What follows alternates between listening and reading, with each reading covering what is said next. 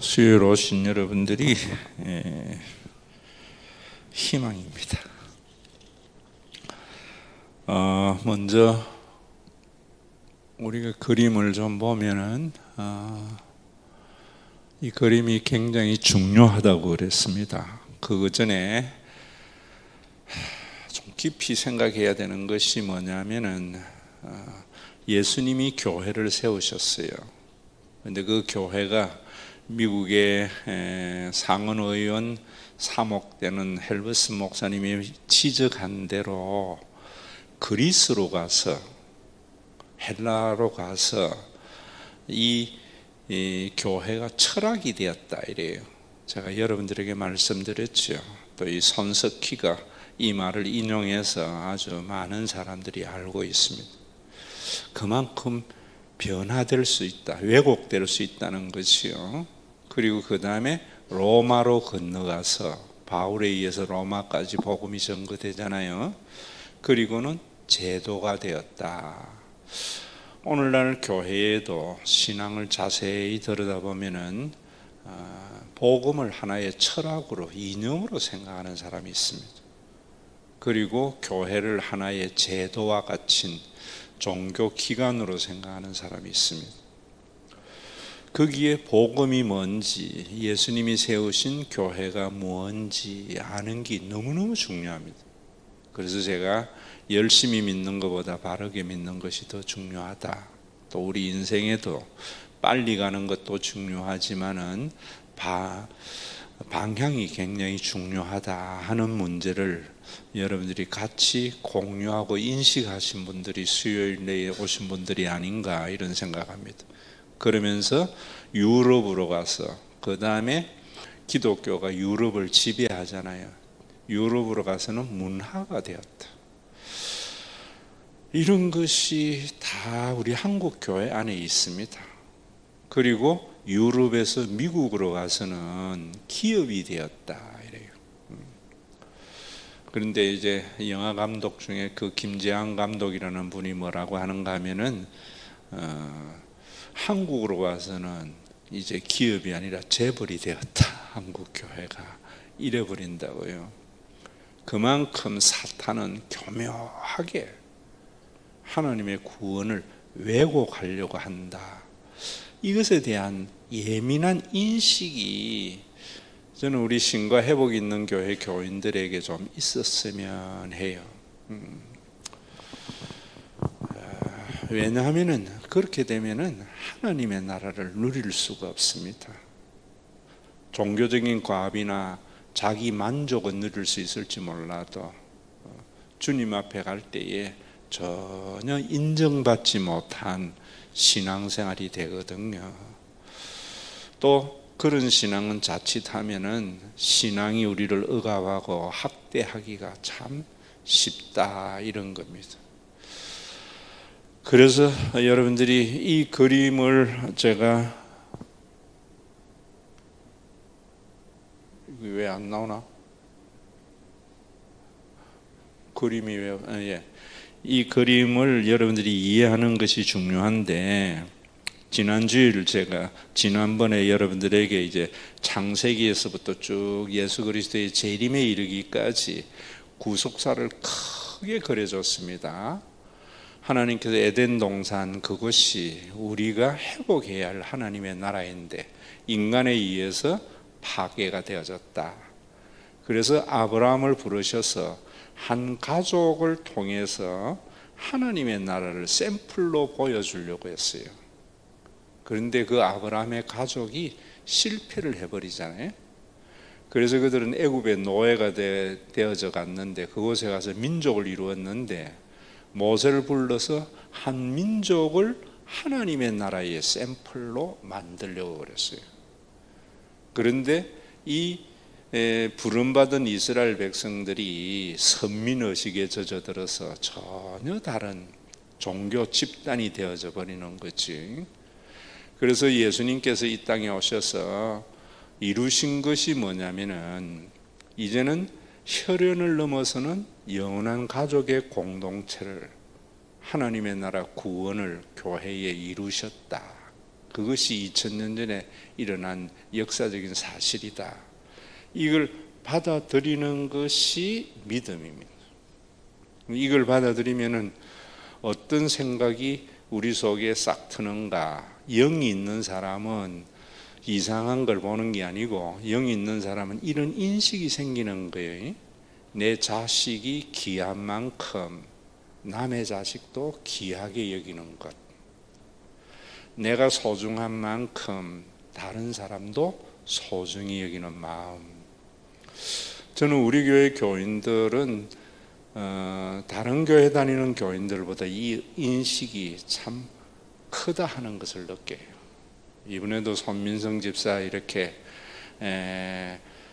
급한 일 당했을 때 교역자들을 통해서 이렇게 교인들의 어떤 이것에 대한 인식과 태도를 보면은 참 그래도 우리 교회가 다른 교회하고는 다르구나, 이런 생각을 제가 강하게 가지거든요. 그런데 그렇다고 해서 이걸 들었다고 다 되는 게 아니에요. 주일마다 이 말씀을 들으면서 점점 우리에게 신앙이 성장한다는 것은 종교적으로 열심히 믿는다는 것이 아니고, 점점 내 자식이 귀한 만큼 타인의 자식도 귀하게 여기는 생각이 커져가는 것이 신앙이 성숙되는 것이 종교적인 생활을 열심히 하는 것이 아니거든요. 신앙이 성숙된다는 것은 내가 귀한 만큼 타인도 귀하다고 하는 생각이 커져가는 거예요. 그러나 결국 우리는 육을 가지고 있는 인간이기 때문에 타인보다는 내 자식, 또 타인보다는 나를 중요시 여기기 때문에 언제나 우리 속에는 그런 갈등이 있잖아요. 말씀 앞에 서면은 내가 왜 이 모양일까, 이런 생각이 있잖아요. 그런데 그것을 이기게 하는 것이 뭐냐면, 내가 이루는 것이 아니라 예수님의 재림을 통하여 하나님의 나라가 완성될 거다. 그래도 이런 갈등 속에 살아간 나는 주님 만났을 때 주님이 나를 인정하게 될 거다. 이 삶을 조금 산 사람들은 주님 만날 때에 그 기쁨은 그런 삶이 없는 사람보다 훨씬 클 거다. 이런 것들이 전체의 이야기다, 이 말. 그러면 그것을 이루신 예수님의 하나님의 나라는, 성경 전체가 말하는 것은 하나님이 다스리는 나라, 그걸 말하는 거거든요. 그래서 교회도, 우리 교회는 성령이 지배하는 교회야 하는 것이 아니고, 복음에 의해서 정말 성령이 지배하는 우리 교회는 어떤 교회인가, 성령이 지배하는 내 삶은 어떤 삶인가, 우리나라는 어떻게 성령이 지배하는가를 아는 것이 굉장히 중요한 거예요. 그래서 하나님의 나라에 대한 이해가 없이 성경을 보면은, 성경은 하나의 경전이 되고 윤리가 된다, 이 말이에요. 성경은 처음부터 끝까지 하나님의 나라, 하나님이 통치하시는 나라인 것을 말해요. 그걸 여러분들에게 제가 설명하기 쉽도록 매뉴얼적인 이야기가 뭔가 하면은, 이 세상의 모든 공동체는 사람이 만든 공동체와 하나님이 만드신 공동체가 있다, 이랬잖아요. 그러면 유대교나 그 다음에 쭉 구약의 많은 이스라엘의 공동체나 이 세상을 딱 볼 때 이 매뉴얼로 봐야 됩니다. 우리 교회가 김종욱 목사가 설립하여서 만든 종교기관으로서의 교회인지, 2000년 전에 성령을 보내어서 예수님이 만드신 에클레시아, 주님의 몸된 교회인지, 이거에 대한 가치 판단이 있어야 돼요. 또 다른 교회를 볼 때에도 마찬가지입니다. 나라도 마찬가지고 여러분들의 가정도 마찬가지예요. 그래서 제가 여러분들에게 하나님이 만드신 공동체는 두 가지다. 하나는 가정과 교회이다. 그 외에는 다 사람이 만든 공동체다, 이러는 거예요. 그럼 이걸 아는 정도가 아니고, 이걸 가지고 여러분들이 가치 평가를 할 수 있어야 돼요. 그런데 가정이나 교회도 하나님이 만드셨는데 자꾸 인간에 의해서 그게 왜곡되고 인간의 공동체가 채로 만들려고 한다고요. 그 대표적인 것이 가정에도 여러분 우리 본능적으로는 그러잖아요. 우리 본능은 부모가 자식을 낳았기 때문에 평생 자식 뒤치다거리 하거든요. 종로릇 하거든요.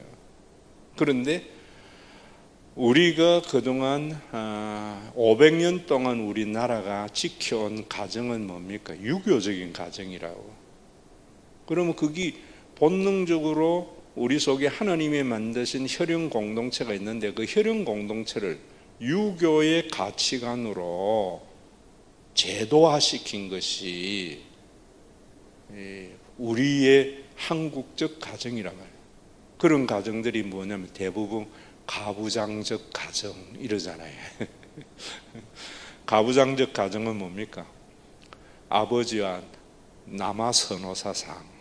제가 어릴 때만 해도 제가 경상도이기 때문에 쌀이 귀한 지역이라고요. 그래서 보리문둥이 이랬잖아요. 보리밥이 많았다고.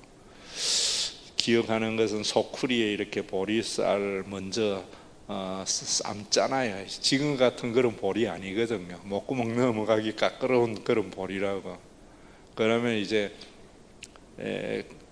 그걸 가지고 밥할 때에 밑에 놓고 쌀은 위에 조금 놔둬요. 그래가지고 밥을 만든다고. 그러면 할아버지나 아버지의 밥은 쌀밥을 떠가지고 딱 드리고 그 다음에 확 섞어버려요. 그러면은 대부분 보리쌀이 많고 쌀은 적으잖아요. 그러면은 어릴 때에 눈물이 왈칵 쏟아지죠. 나도 쌀밥 먹고 싶은데. 그게 유교라고. 유교. 항상 모든 게 아버지가 먼저고 또 아버지가 먼저 바꾼 숟가락 들어야 자식들이 들어야 되고 또 아버지 말에는 절대 순종해야 되고 그 질서를 이루는 거예요. 그거는 하나님이 우리에게 만들어준 그 공동체를 인간의 잘못된 가치관으로 인간이 만든 공동체로 만든 거라고요. 그래서 그런 사회, 그런 가정에는 아이들과 여성이 늘 희생이 된 거잖아요. 이런 부분들을 이해해야 돼요. 그러면 거기에 뭐 페미니스트나 무슨 여성운동이나 이런 게 중요한 게 아니고 원래 가족의 그 공동체에 그것을 회복하기 위해서는 우리가 그동안 살아왔던 유교적 가치관을 극복해야 된다. 쉽지 않아요. 쉽지 않아요. 그런데 요즘 아이들은 보면은 아버지가 우리도 보면은 아들이 손자 밥 먹이 주고 다 하고 뭐 이러더라고. 그게 제대로 된 거예요. 제대로 된 거예요. 그걸 회복하는 거예요. 그게 그만큼 하나님이 만드신 공동체가 죄로 인하여 죄라는 것을 할 때 여러분들이 뭐 크게 생각할 거 없어요. 인간이 만드신 통념, 인간에 의한 가치 평가 이런 것들이 다 죄를 짓게 하는 거예요. 그래서 그 가정이 그러듯이 교회도 마찬가지예요. 성령이 교회를 만드셨는데 그 만드신 교회가 헬라에 가서는 헬라의 그 철학, 사회적인 통념이 철학이거든요. 그 철학이 교회를 지배해버리는 거예요. 그럼 하나님의 나라가 안 되는 거예요. 가부장적 가정과 같이 로마에 가서는 로마의 통념이 교회를 왜곡해버리는 거예요.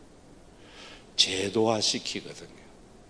실제로 우리가 지금 한국에 가지고 있는 모든 교회의 체제는 로마의 체제하고 비슷해요. 우리가 구역이라든지 뭐 목사님, 장로님 뭐 이러면서 이런 계급 비슷한 게 있잖아요. 이런 건 다 로마 시대의 제도라고요. 그럼 로마는 질서가 있는 것 같지만은 그 질서가 하나님이 만드신 창조의 질서는 아니거든요.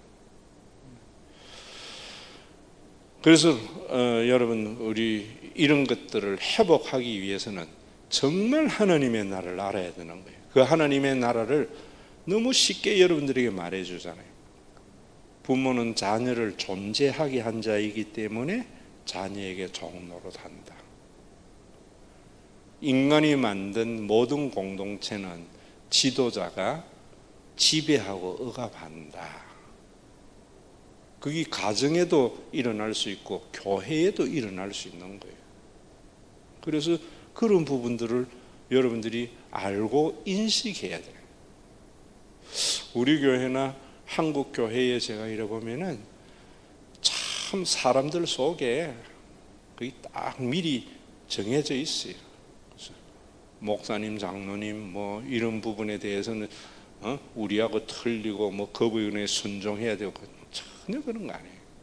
그래서 제가 목사는 피리 소리를 분간하는 자이고 그 소리를 양으로 바꾸는 자고 장로는 그 양 소리를 그대로 전달해 주는 자이고 제도나 이런 게 아니란 말입니다.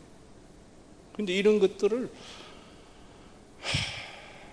가르쳐줘도 그때는 아멘 해놔놓고 또 막상 딱 대하면은 옛날 생각으로 모든 걸 같이 평가하거든요. 그래서 제가 어떤 생각을 하는가 하면은 어려서부터 주일학교 때부터 복음에서 큰 아이들 얘들에게 희망을 걸면서 가야 된다. 그래서 예전에는 교회도 여러분 보세요. 인간이 만든 모든 공동체는요 사람 키우려고 안 해요. 능력 있는 사람 사용해서 강한 집단을 만들려고 하죠. 그래서 기업에도 보세요. 공부 잘하고 뭐 자기 기업에 맞는 사람, 이력에 맞는 사람 뽑아가지고 쓰지요. 근데 가정은 안 그러거든요. 가정은 내 자녀를 보고 똑똑한 놈 해서 내 자녀 삼아서 우리 가정 일으킬까? 그거 안 그러잖아요. 가정은 정말 이 꼬물꼬물한 것부터 키워가지고 우리 가정을 세우려고 하잖아요. 그게 진짜 가정이죠. 교회도 마찬가지예요. 옛날 교회는요 주일 학생들을 키워가지고 우리 교회의 장로, 목사, 권사 세우려고 했지 어디 가서 수입해 와가지고 목사, 장로, 권사 세우려고 안 했어요. 근데 요즘은 보세요. 교회들마다 주일 학생 키우려고 합니까? 안 키우려고 해요. 그러면 그런 거는 다 인간이 만든 종교 집단이 되어져 버린 거예요. 능력 있는 사람 불러가지고 모아가지고 이렇게 하면은 쉽게 크고 이룰 수 있지요. 그러면은 기업이 되는 거예요. 이런 것들도 여러분들이 알아야 된다. 우리 교회 같은 경우는 주일 학생들 어려서부터 정말 빚진 마음을 가질 수 있도록 사랑으로 키우고 그들을 위해서 모든 것들을 해나가는 걸 보면은 이게 우리 교회가 아니라 예전에 타락하기 전 자본주의적인 가치관이 지배하기 전에 교회는 그랬어요. 이게 90년대 넘어서면서부터는 다 바뀌어버린 거예요. 아주 멀리는 엑스폴로 74 빌리그램이 와서 집회하면서부터 실용주의가 지배해버린 거예요. 그러다가 80년대에 복음주의를 표방하는 강남의 유명한 목사들 그분들이 와서 다 교회를 브랜드화 시켜버린 거예요. 사랑의 교회, 온누리 교회가 거기에서 커가지고 장로 권사되고 이래 된 교회입니까? 아니면은 어디 가서 성공한 사람들 종교인 만들어서 우리 교회에 만들게 한 겁니까? 생각해 보시라. 그러면 그거는 그 목사가 만든 종교 기관이란 말이에요. 우리 교회에 여러분들이 와서 하지만은 정말 저와 여러분들은 우리 교회의 희망을 어디에서 둬야 되는가 하면은 우리 교회에 와서 정말 꼬물꼬물한 우리 양권사님 있지만은 민성이, 민준이 이런 애들 커가는 걸 보면서 얘들이 장로 권사가 됐을 때에 그때를 바라보면서 사랑하고 키워나가는 것이요. 이 눈물을, 그게 목회고, 그걸 할 수 있는 힘이 재림이라고 지난주 제가 여러분들에게 말씀드린 거거든요. 그래서 항상 교회는 여러분들이 이걸 중심으로 해서, 예수님이 지배하는 교회는 말로만 성령님 예수님이 아니고 예수님이 어떤 그리스도인가 하는 것을 아셔야 된다. 지배, 왕. 그런데 그분은 종으로서 정말 십자가에서 사랑을 보여주시고 부활을 통해서 하나님의 존재를 우리에게 각인시켜 주시고 또 성령을 보내어 주어서 공동체를 만드셨는데, 이 공동체는 이 세상 어디에서 볼 수 없는 정말 가족 속에 있는 것과 같은 공동체를 만드셨다. 그것에 대한 퍼포먼스로서 세족식을 했다. 이걸 지배받는, 이 사실에 지배받는 것이 성령에 지배받는 것이고 성령의 충만함이다. 이거 아셔야 되는 거예요. 이거. 그래서 갈라디아서 3장 27절 같은 경우도 제가 요절로 삼는 말씀인데, 거기에 보면 뭐라는가 하면 누구든지 그리스도와 합하기 위하여. 합하기라는 건 그리스도와 합한다는 이런 말과 같이 느끼지만 원문에는요, 그리스도 속으로 들어가는 거예요. 그걸 오늘 설명할 거예요. 그리스도 속으로 들어간 자는 그리스도로 옷 입느니라. 갈라디아 교회가 안 그랬거든요. 그리스도와 합한 게 아니거든요. 갈라디아 교회는 헬라 지역에 있었기 때문에 철학으로 복음을 받아들인 그들에게 복음을 이야기한 거예요. 오늘 여러분 이 공부를 하면서 여러분들이 이 지배를 받아야 되는 거예요. 그러면은 이 전체를 지금 설명하는 게 이거예요. 여기 보면 제일 위에 성경이잖아요. 이 성경 전체는 이 모든 것을 말하고 있어요. 그래서 이 그림만 이해하면은 앞에서 제가 한 모든 말씀을 여러분들이 이해하는 거고, 제가 설교할 때에는 그 부분을 눈을 그려주고 코를 그려주고 이러는 거예요. 여기에 벌써 보세요. 여기 보시면은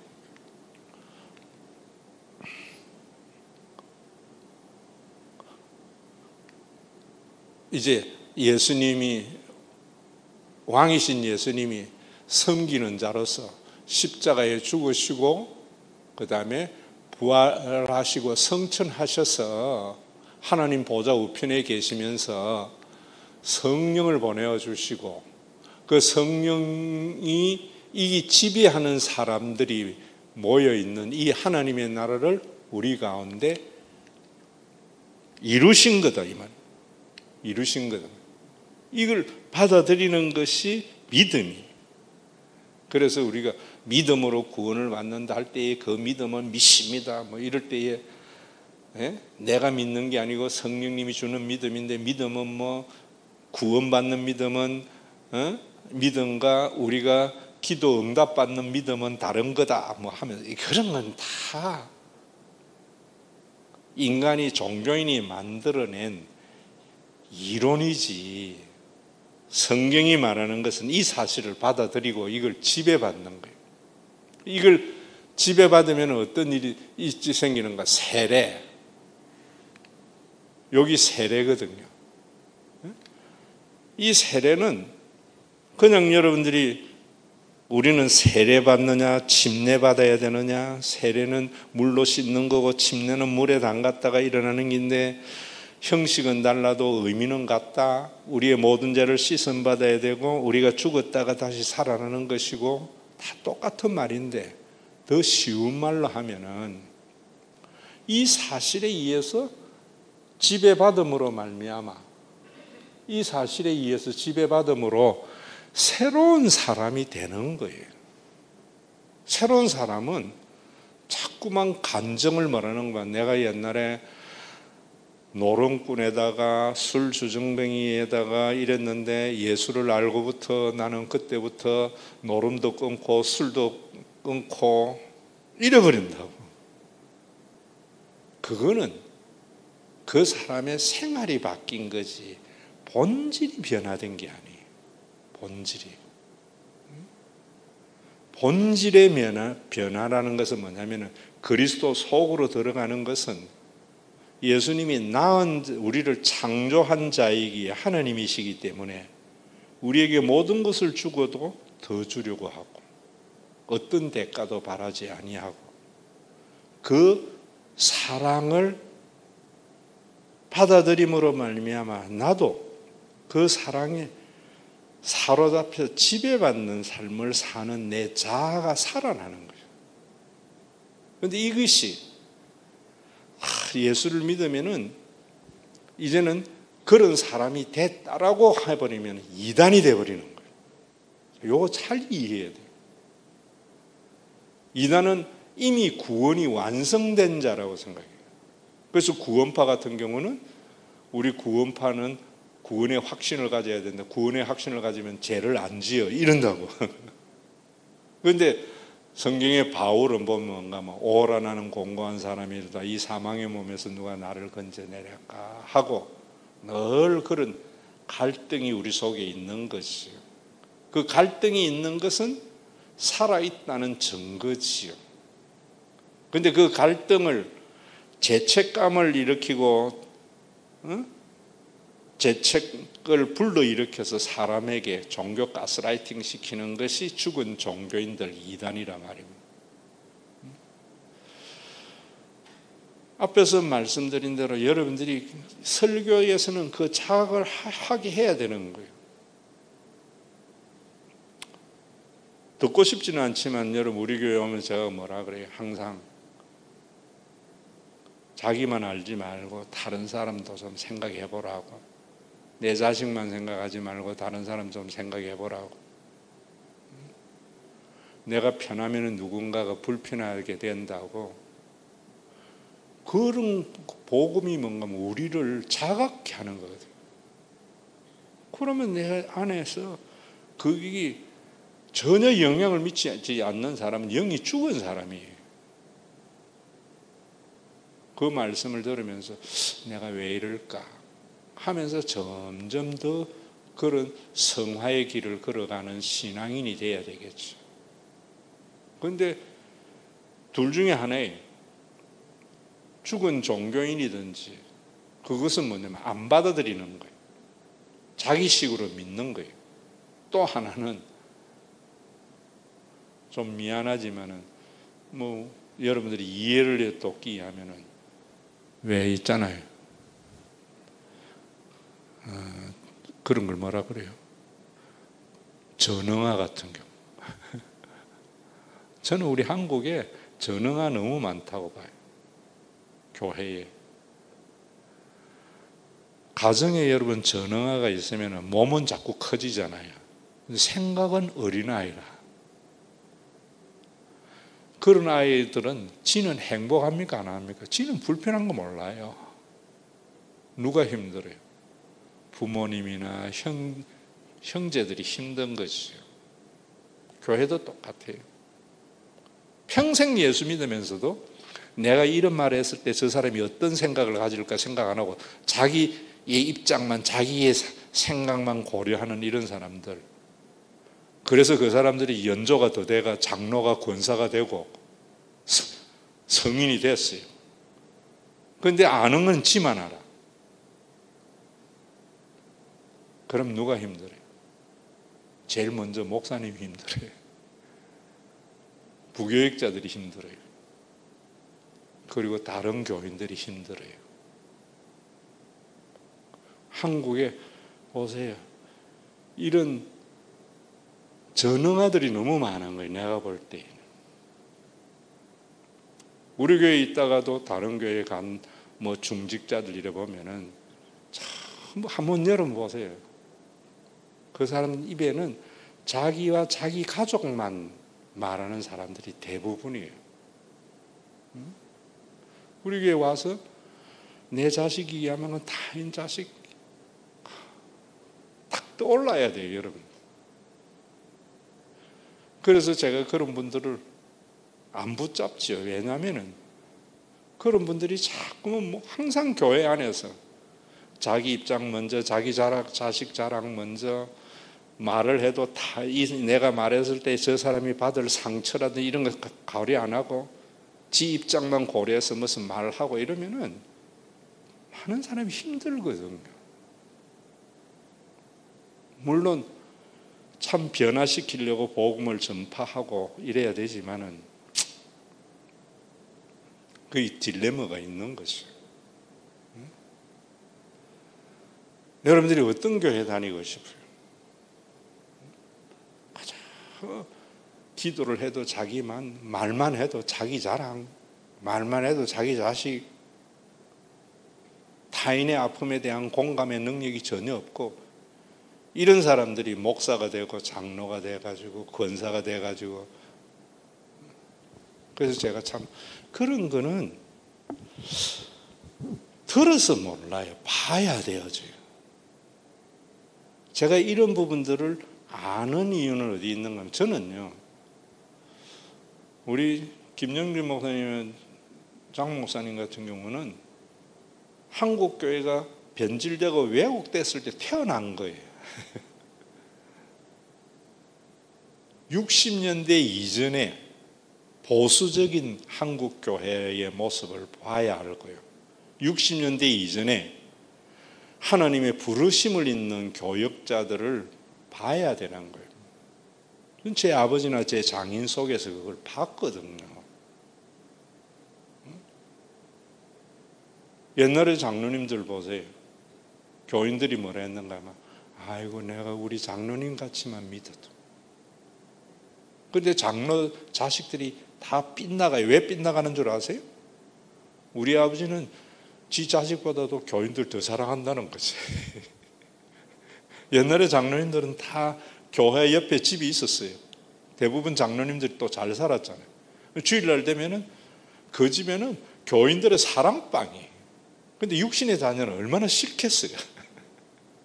저도 그랬거든요. 사택에 교인들 와가지고 사랑방같이 있으면 특히 사춘기 되면 지 혼자 있고 싶은데 그러니까 빗나가기 쉽지요. 그런 거 모르는 자식들은 또 뭔가 하면은 아버지같이 장로 목사 돼가지고 사람들에게 존경받으려고 하는 그런 목사들도 많아요. 목사의 자녀들은 제가 볼 때. 저는 우리 이런 샘플이 우리 교회에 좀 자꾸 생겨지기를 바라요. 권사님 같은 경우도 마찬가지예요. 가서 무슨 소리 하면 다른 사람 뒷담화가 아니고 누가 그러면 교회 다니면서 그런 말 하면 안 되지 하고 위하여 기도해주고 신방 가고 사랑으로 쓰다듬어주고 그래서 젊은 교인들이 권사님만 봐도 돌아가신 어머니 만나는 그런 기분이 있는 권사님들 그런 것들을 위해서 여러분들이 하는데 그러려면 뭔가 하면 세례가 제대로 되어져야 돼요. 이 세례는 이 그리스도와 그리스도 속으로 들어가야 돼요. 합해야 돼요. 그래서 세례를 받고 새로운 여러분들이 자아가 살아나면 그 다음에 이제 이 성찬식이거든요. 이 성찬식에 대한 이해도 제대로 돼야 돼요. 그동안에 헬라 시대와 로마 시대와 유럽을 거치면서 복음이 전부 교리화되고 이념화된 거예요. 그래서 교회가 죽은 종교가 됐을 때 천주교에서 뭐 했습니까? 성찬식, 칠성례 있잖아요, 그들에게. 성찬식 같은 경우는 예수님의 살과 피다. 떡은 살이고 포도주는 피다. 이걸 먹으면은 이제 내 안에 하나님과 연합됨으로 말미암아 내가 하나님의 자녀가 되는 거다. 모든 죄를 씻음 받는다. 그래서 그들은 반드시 미사가 되면은 성찬식 하잖아요. 할 때 떡도 신부가 넣어주잖아요. 근데 포도주는 자기만 먹어요. 왜? 그거 교인들 줬다가 흘리면 예수님 피 흘리는 거니까. 그래서 천주교의 성찬식에는 떡도 이렇게 동전 동그랗게 해가지고 탁 넣어주잖아요. 그러면 그걸 믿음으로 가스라이팅 되면 그거 먹으면 내 죄 사함 받고 이제 하나님에게 속한 자가 되었다라고 지가 생각하는 거예요. 그러니까 그것 때문에 얼마나 많은 사람들이 종교적인 의학과 학대를 당했는데 종교인들이 그래서 그 제도를 개혁한 것이 종교 개혁자들이에요. 그 종교 개혁자들이 제일 먼저 이 세례에 대한 것에 대한 개혁과 함께 그다음에 성찬에 대한 개혁을 했잖아요. 빈글리 같은 사람은 아니다. 성찬은 떡과 포도주가 예수님의 살과 피가 되는 게 아니고 그냥 기념하는 거다.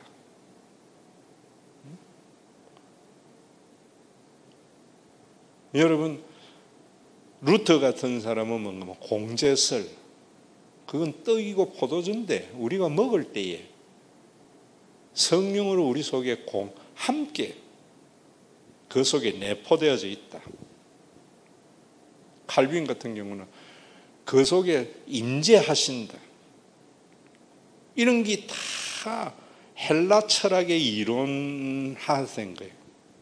그런데 그 말에 고린도전서 11장에 제가 얼마나 여러분들에게 강조해서 말했어요. 아난네시스라는 말은 아난네시스, 우리나라 말에는 기념하라 되어져 있지만은 그 기념하라는 말은 뭐냐면 그것을 재현하라는 말이에요. 다시 말하면은 예수님이 우리 나를 위하여 자신의 모든 것을 내어주고 어떤 것을 바라지 않았듯이 너도 그렇게 하라는 거죠. 이 성찬식이에요. 그게 그리스도 속에 내포되는 거고, 이런 성찬식을 많이 행할수록 내 안에 그 하나님의 품성이 점점 드러나는 거죠. 이거 없이 먹고 마시면 죄를 먹고 마시는 거다. 성찬식이 마력화되기 쉽기 때문에 종교개혁 이후에 개신교회는 성찬을 경시하고 있지만은 예배 때 여러분들이 복음을 통하여 그것에 대한 자각이 있어야 되는 거예요. 그걸 알게 되면은 어떻게 되는가? 여기 있는 대로 찬양하게 되어져요. 그래서 제가 이 찬양도 여러분들에게 예배 때마다 우리 교회는 찬양이 살아있고 뜨거워. 전부 종교적인 유흥이에요. 교회가 노래방이고 교회가 콘서트장입니다. 찬양이라는 것은 뭔가, 이런 사람 손 들고 있잖아요. 이 사람이 손 들고 있는 이 상황을 제대로 하게 되면 찬양하게 되어져. 이 찬양이라는 것은 제가 여러분들에게 성경에 그랬잖아요. 여호와를 경외하는 것. 저는 이 경외라는 단어 때문에 몇 년을 고민을 했어요. 나는 인식은 하겠는데 교인들에게 어떻게 설명해야 될 줄 모르겠는 거예요.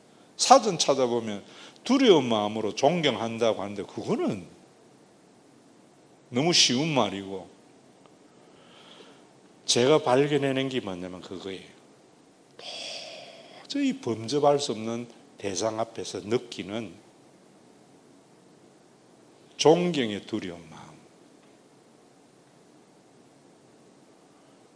여러분, 부모 앞에서 어릴 때에는 함부로 하잖아요.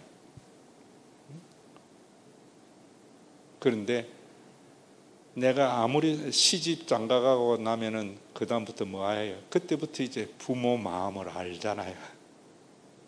그러면 그때 어떤 말을 해요? 내가 우리 엄마만 같이 살았어. 살 수 있을까? 아버지 같이 살 수 있을까? 그런 마음이 드는 것이 경외의 마음이에요.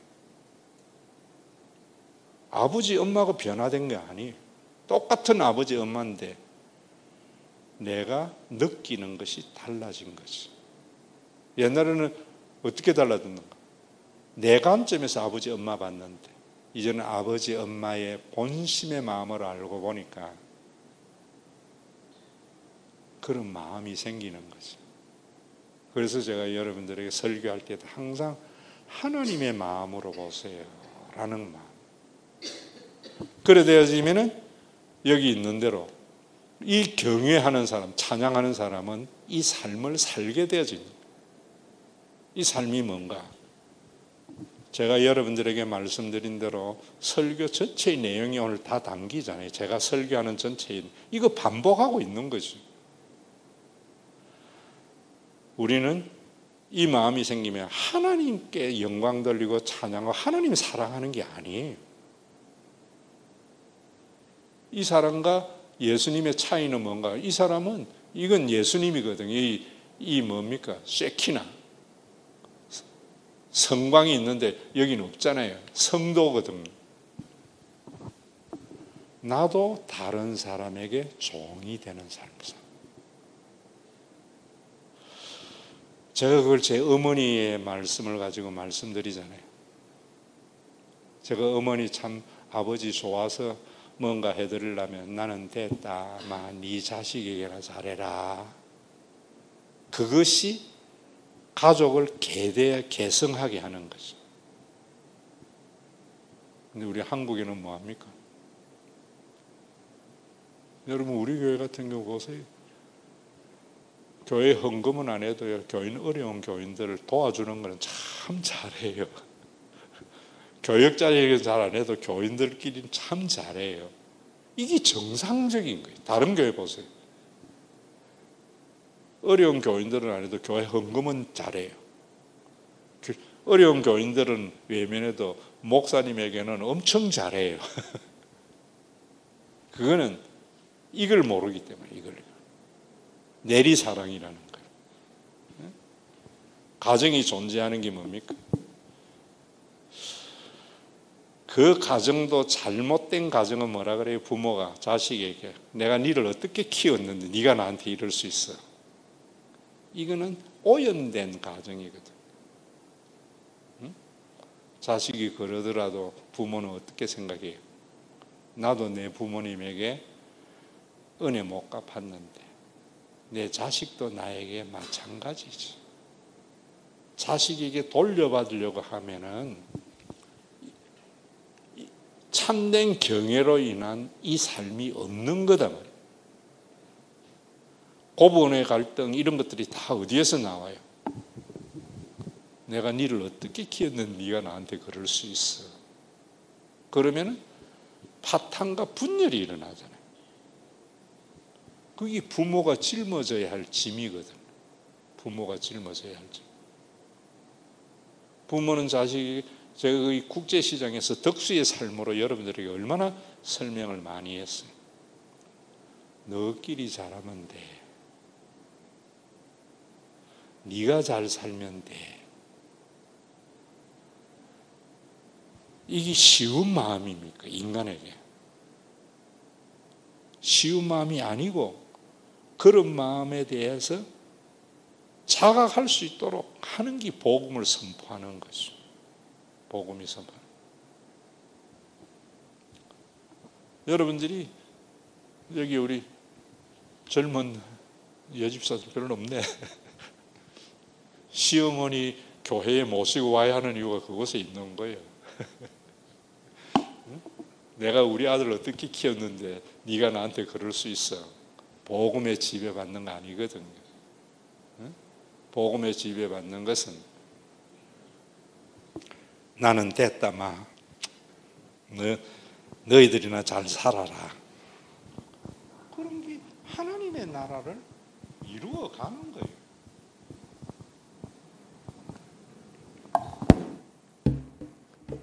이 그림 전체가 이 그림이 성경 전체, 신앙 전체, 이걸 이제 구체적으로 조금씩 어떻게 이루어졌는가 하는 걸 다음 이제 가부터 설명하는 거예요. 오늘도 역시 하늘에 이루어진 그 하나님의 나라가 이 땅에 이루어지는 소망을 담아서 주기도문 찬양하겠습니다.